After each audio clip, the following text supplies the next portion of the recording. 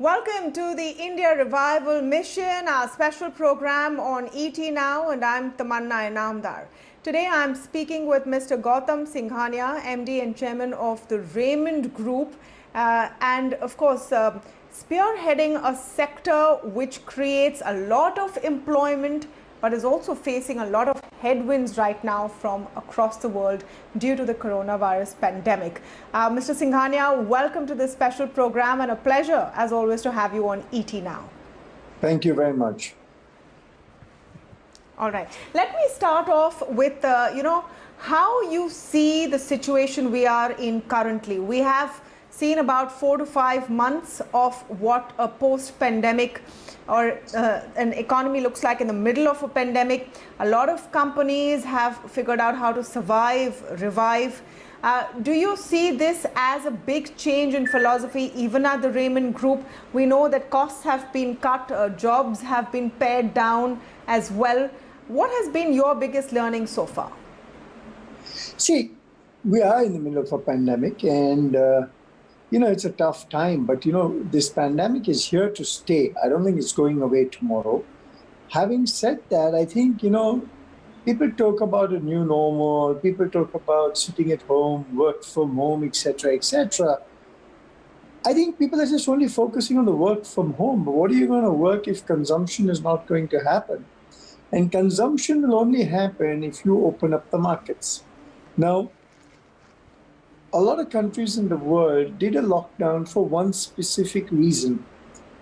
And the reason was that you do the lockdown, you build up your medical infrastructure, and then you let it open up. But to keep it locked down in the state is detrimental to the progress of business.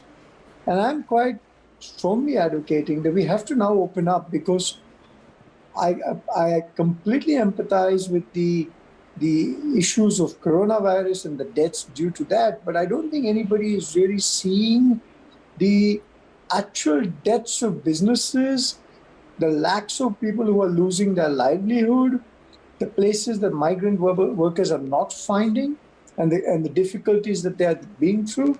So I genuinely believe that it's now, we've been in 4 or 5 months lockdown. I think the time has come to open up, and that is the only way to recover. Aren't we open, Mr. Singhania? Technically, we are in Unlock 3.0. We have most states and cities allowing brick and mortar stores to open as well, with certain restrictions in containment zones, etc. Has that not helped in any way? Well, technically is the correct word you use. Technically we are open, but are we actually open?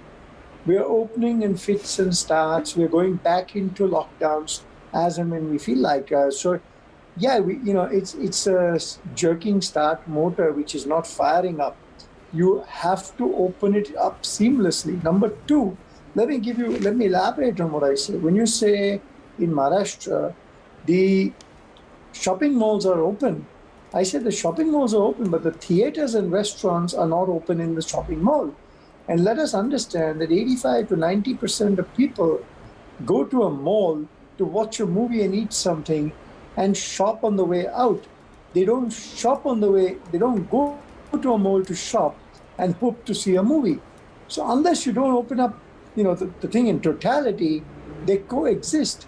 And if you think people are going to go to malls today because they want to shop, it's a lot of impulsive shopping that happens in malls, and it really happens from the traffic. Therefore, if you go to a mall, you actually see the theaters are right at the end, because they want that traffic to go in and come out. The last time we spoke, Mr. Singhania, you were fairly confident that we would see a V-shaped recovery in demand, that there would be, a sort of jump up back to consumption. Are you seeing that position changing now, or are you still hopeful of this big jump up in consumption when things end? And I'm putting when things end in air quotes because nobody knows when that end is. You see, if you take the month of June, most industries saw a good recovery in demand. But these frequent repeated lockdowns are causing the problem. Now, if you see, most of the wholesale markets are in lockdown cities: Bombay, Delhi, Chennai, Bangalore, Calcutta. And these are very large wholesale markets which are in lockdown, and they really feed the rest of the country. So if you see non-lockdown markets like tier 4, 5, 6, 7 towns, there the demand is pretty good. But your big markets are the class 1 cities which are completely locked down. So unless we don't open it up, again, I repeat, sorry to repeat it, but we have to open up. What is the demand looking like, Mr. Singhania? There is a narrative right now that, Bharat is driving demand, that there is a pickup in rural India. Are you seeing that? Are you seeing a decent return in demand? I understand the point about supply side constraints with, frequent localized lockdowns, etc. But having said that, is there a solid demand out there? Oh, yes. I think in certain sectors, the demand has come back. If you see FMCG, if you see even in real estate, to an extent, there is demand.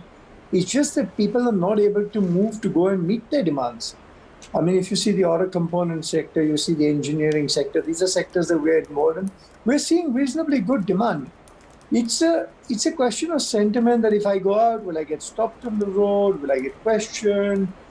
And I think, I genuinely believe the day we stop talking about coronavirus will be over because, let's talk about the virus for a minute. I mean, if you see the antibody testing that they have done, which is actually a true indicator of how many people have got coronavirus, in Delhi it was 23%, in Bombay it was 44%.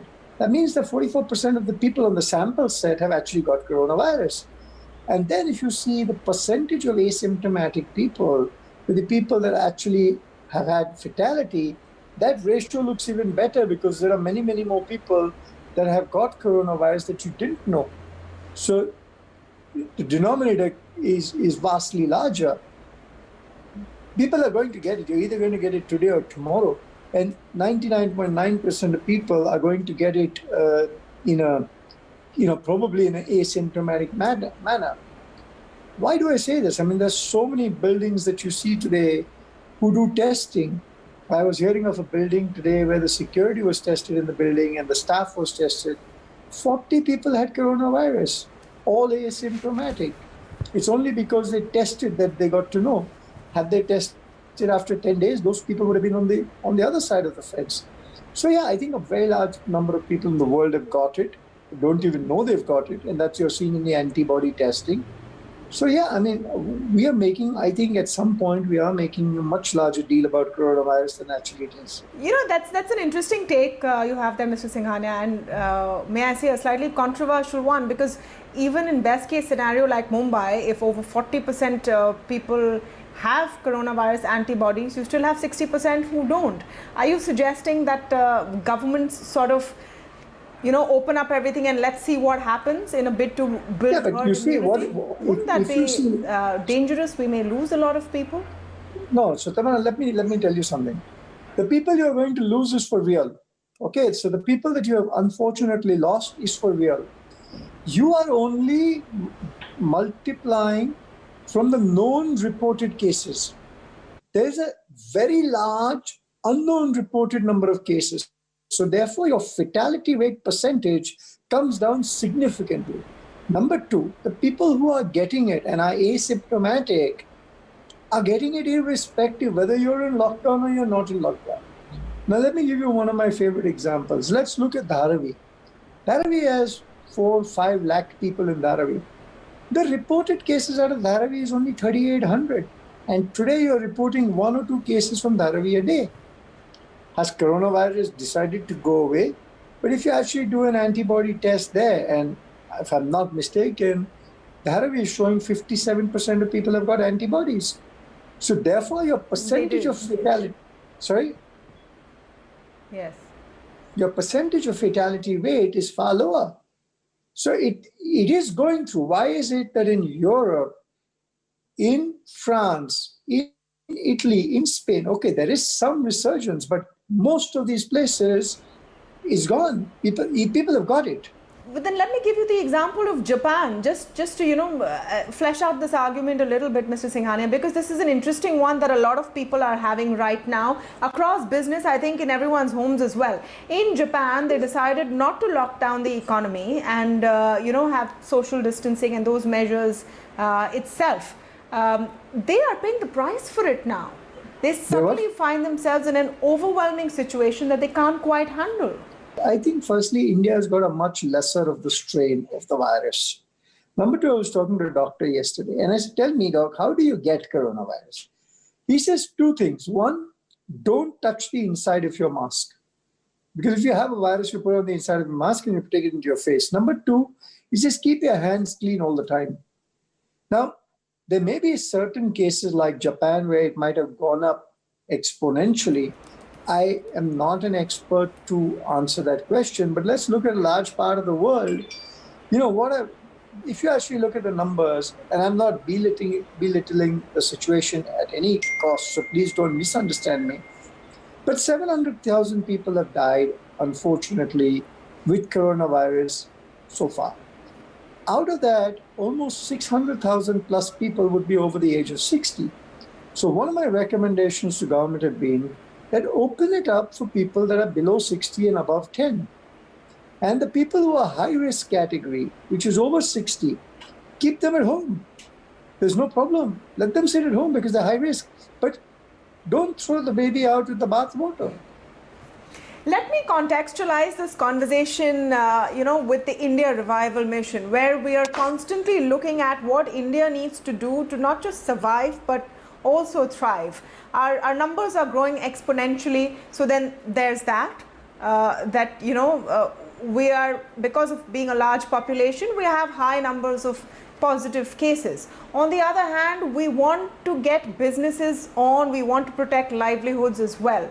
What do you think are the 2 or 3 things the government must focus on? One of them presumably being easing up lockdowns all around and letting people out?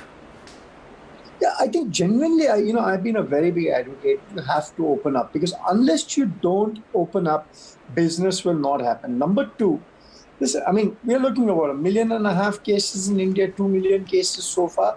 Are we going to wait till 1.3 billion people get this? The chances are half of India has already got it. We don't know. And if we say, no, we want to officially know that 1.3 billion people have got it and then we open up, we won't have anything to open up. Look at so many sectors that are really reeling under the pressure of this. And eventually, this is going to land up on the banks, and which will have its own impact across the country. There are enough people. So I always say, is the glass half full or half empty? And that 50% of the people today, if I took a conservative number, are ready to go back to work. A migrant worker is taking a very tough choice that do I feed myself or do I get scared of coronavirus? How can you take that right away from him to feed himself? He's willing to work, he's willing to take the risk, whatever that risk percentage is, but he's still willing to take it. How do we stop a person like that from earning a livelihood? Let me come back to the context of the company Raymond, Mr. Singhania. So now there have been some tough decisions you've had to take in terms of letting people go, in terms of cutting costs. And it's also a time when any kind of demand for suiting, formal clothing picks up during festive season, may be muted this year. What is the outlook looking like for you? What is the kind of pivoting or reinventing you have had to do? So let me just answer one more point on what you asked earlier, and I will answer this question of yours. And you said, what can the government do? I mean, I'm a strong advocate, and I told a couple of office bearers, I said that, you know what, we need to kickstart our economy, okay? Keep the IPL in India, do it in a bubble, do it between 3 cities, do it in a controlled way and kickstart our economy. Why do we need to do it in Dubai? There's absolutely no reason for it. I mean, I'm sure our government can come up with a system. I mean, if you take Bombay, you do it at the Wankhede and you stay at the Oberoi. Why not? You can do it very easily in a bubble. Why do we have to do it in another country, and why do we have to kickstart their economy? The need of the hour is to kickstart our economy. And, we need to stay, as a country, we should stay away from Chinese products. There's a lot of resentment against Chinese. Okay, I will repeat my other question again, but I must follow up on this, Mr. Singhania. So you are saying you're disappointed by the fact that IPL was taken out of India and now in the UAE, this could have been an opportunity to really kickstart the economy. You got to find another option. When there's so much hatred and resentment against Chinese and for what they have done to the world, are we saying money overrides everything? I'm sorry, this is my personal view, and a lot of people might not like what I say. But as far as bringing the IPL to India, keep it in India. Why can we as a country not work out a system to do it in a bubble? If you see Formula One today, Formula One is doing Formula One in a bubble. Let's learn something from them. And they're doing it across 7 or 8 countries. It will certainly be easier to do it within one country in India. Why can't we do it? And that will give so many more jobs, create so much of a positive sentiment that our country so needs. I think that's a very interesting point. Let me come now to the question of Raymond and the sector. You know, and it's a big job creator. Textiles is a huge job creation, sort of fulcrum. Big export potential as well, especially in the context of what's happening with China, etc. But for a while, it's been the case that Bangladesh and Vietnam are taking away that gravy train completely. Do you think we need to seriously give a thought on how we can boost the sector, especially at this point?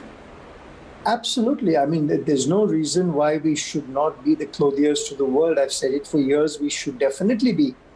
And there are many issues that we have got. I mean, in Bangladesh, there's a huge support to this industry. Even in the pandemic, the textile industry was given a massive package. Now, I think globally companies look at India. Raymond has a large export, but how do we make ourselves more competitive? It's not my job to write that paper, but somebody really needs to do an analysis.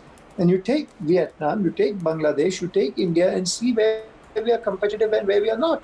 And then write out a white paper and say, this is what we need to do. But I think one of the most important things that needs serious revision are the labor laws in this country. That attempt is being made. I mean, they've reduced the labor laws into 4 buckets. Every state is doing its own thing. You've had some states who have gone to the extent where people are now calling the changes draconian and anti-labor. You think that effort is lacking, or is it not enough, especially when it's coming from various states? See, firstly, you should have one unified policy for the country. Number 2, I just said labor is one of the issues. We need to make a proper white paper on what are all the issues. Because in Marwari, we say, boon boon se gada bharta hai. So you have to, every drop fills a bucket. And we have to look at all the issues that are concerned and then try and understand where we are lacking. Okay, let me come back to the Chinese question, and that's a very important point that you raised, Mr. Singhania, because right now we are seeing quite a mix of responses to the situation with China. On the one hand, you have a ban on apps, and then there are government policies which are aimed at incentivizing local business, reducing dependence on China. On the other hand, you have calls for bans, etc.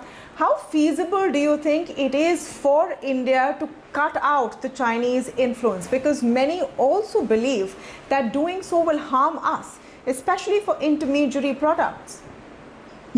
I've been saying, see, nothing is going to happen overnight. It'll take its time. It's a mindset. And then if you decide that you want to do it, you'll find a way. I generally, let me give you an example. I ordered 2 T-shirts on the internet. I wanted some T-shirt. It came, then I asked, where is the T-shirt? And they said, it's stuck in the customs because, so I said, it's taken so long. Why is it taken so long? He said, because it's come from China. I said, tell them to keep it. I don't want it. And that, we are sitting on a sentiment where people are anti-China. This is a big opportunity for India. I also believe that if you're Indian, be Indian, buy Indian. In this time, the world looks at India as a market. Let's support Indian entrepreneurship. Let's support Indian people. Let's buy Indian products. And I'm sure each, like they say, each one teach one, each one help one. And if we do that, we can really get ourselves out of the problem that we're in. The flip side to that is that a lot of Indians now have access to cheaper goods that they can truly afford. And a lot of Indian businesses, smaller businesses and medium businesses as well, depend on those intermediate products to move ahead. Can we really cut that tap all of a sudden? I did not say cut it all of a sudden. I said it's going to be a process and a matter of time. I mean, you cannot cut it overnight. Having said that, you have to identify what is short term, what is medium term, what is long term, and we should build up our own capabilities. Having said that, I'm saying, where it's an intermediary, you've got to differentiate between an intermediary, which is an essential item, vis-a-vis a product which is a non-essential item, which is eventually final consumer product. Of our industry in the textile business, the amount of fabrics that come from China, which are wrongly declared, they have misstamping, they're wrongly declared, they are substandard products, they say wool when they're actually polyester. It is actually cheating of the Indian consumer. And we should really be very tough on them and not permit them to come in. And this is happening across sectors. It's not only in the textile sector where large-scale misdeclaration is going on. Do you think Indian business needs now protectionist policies instead of being able to compete on a global stage? I don't think we need protectionist policies because that will go against the WTO. I think we need a nationalist sentiment. Let me come to the question of the Raymond Group, Mr. Singhania. Where do you find yourself at this point in a business which, is a discretionary spend at the end of the day? Do you think that this is going to be a time for tough decisions for you? And how do you see your business surviving and thriving? So, I think the times are tough and we've got to also tighten our belts. We've got to brace the environment. You've got to take some tough decisions and, eventually you have to see the finish line, which is pretty far, but you've got to stay focused, stay in the fight. And like they say, tough times pass and tough men last. So you got to deal with it. You don't have a choice. Losing is not an option. Quitting is not an option. Detail. Sure, but what is the strategy, sir? If you could go into a little more detail. No, I think you got to manage your costs. You got to manage different ways of doing business. You got to find different ways to reach the consumer. I think the whole online platform is something that you got to look at. So there are multiple strategies you have to follow. You got to look at different markets for your products. So it's a combination of many things. All right. I'll just end with this question, Mr. Singhania. How optimistic are you feeling right now, given the current situation and knowing that perhaps we are, going to see a vaccine early 2021? Has that given you some kind of, a flight path to what is coming next? See, I'm an eternal optimist. And I always believe night follows day and day follows night. This is the moment that you live in, and you live in the present, and this too shall pass. So I'm an optimist. You deal with today, and we'll worry about tomorrow. And I believe this is not here forever. I genuinely believe a lot more people have got the virus than people. And I somebody asked me one day, when will this end? And I said, it'll end the day the media stops talking about it. Because the world is ready to move on. Those who are scared, please stay at home. There are 90% of people who want to move on. Absolutely, Mr. Singhania, but I don't think the media or any responsible media can stop reporting on the coronavirus. But thank you so much. No, I'm not saying don't report. I'm not saying don't report, but it is the only thing you see today. That's the unfortunate part. Here at ET Now, we're also telling you how you can look ahead and revive. So I hope that adds value to all of our viewers. Thank you once again, Mr. Singhania, for speaking with us. Thank you very much. Thank you. Bye-bye.